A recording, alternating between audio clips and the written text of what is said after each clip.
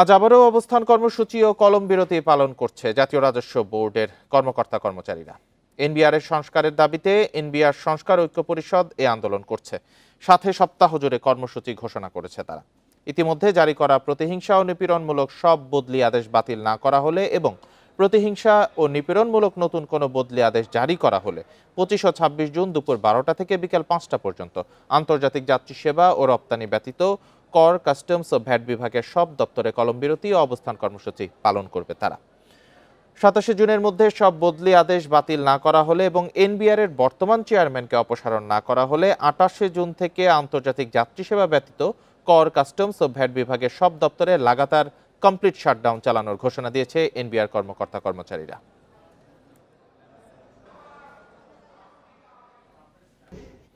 NBR চেয়ারম্যানের পদত্যাগের দাবিতে দ্বিতীয় দিনের মতো কর্মবিরতি পালন করছে বোর্ডের কর্মকর্তা কর্মচারীরা। এ বিষয়ে আরো জানাতে আমাদের সঙ্গে যুক্ত হয়েছেন সহকর্মী তৌহিদ রানা।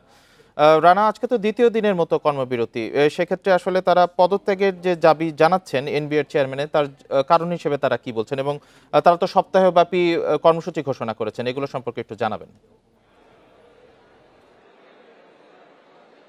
সপ্তাহব্যাপী যে কর্মসূচিটা সবচেয়ে বড় কর্মসূচি দিয়েছে তারা 28 তারিখে তারা সারা দেশে সর্বাত্মক কর্মবিরতি পালন করবেন এবং এটি সারা দেশে হবে এবং ভ্যাট, আয়কর এবং কাস্টমসের সকল ধরনের কার্যক্রম তারা বন্ধ রাখবেন। যে কলমবিরতি, সেই কলমবিরতি অর্থাৎ কর্মবিরতিতে পরিণত হয়েছে, সেই কর্মবিরতির অংশ হিসেবে এই কার্যক্রম তারা বন্ধ করবেন এবং আজকে দ্বিতীয় দিনের মতো কর্মসূচি চলছে। সকাল 9টা থেকে দুপুর 12টা পর্যন্ত গতকাল ছিল, আজকে তারা সেই কর্মসূচির সময় কিছুটা বাড়িয়েছে এবং আজকে দুপুর 2টা পর্যন্ত এই কর্মসূচি চলবে এবং আগামীকাল তারা আগামী বুধ এবং বৃহস্পতিবার 2 দিনের আরো কর্মসূচি ঘোষণা করছে, সেটি হচ্ছে বিকাল 5টা পর্যন্ত তাদের এই কর্মসূচি চলবে এবং তারা যেই দাবিটি জানাচ্ছেন এনবিআর চেয়ারম্যানের পদত্যাগ এবং বিশেষ করে যে গত কয়েকদিন আগে যে কমিটি করা হয়েছে 6 সদস্যের, সেই কমিটি বাতিল করার তারা ঘোষণা করছেন। অর্থাৎ সংস্কার বাস্তবায়নে যে পরামর্শক কমিটি, সেই কমিটিতে তাদের অংশগ্রহণ নিশ্চিত করতে হবে। অর্থাৎ এনবিআর এর যে যারা আন্দোলন করছেন, সংস্কার ঐক্য পরিষদের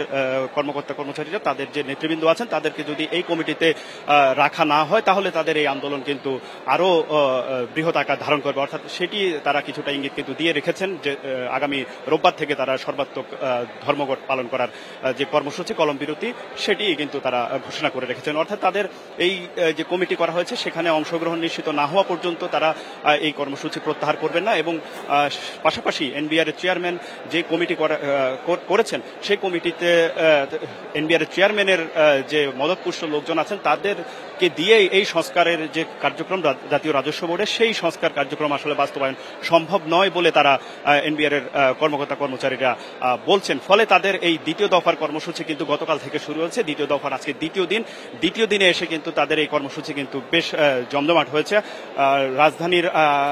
রাজধানীতে যে সকল কর অঞ্চলগুলি আছে, সেই কর অঞ্চলের কর্মকর্তা কর্মচারীরাও এরই মধ্যে জাতীয় রাজস্ব বোর্ডের প্রধান কার্যালয়ে এসে কিন্তু জড়ো হয়েছেন এবং তাদের এই কর্মসূচিতে যোগ দিয়েছেন।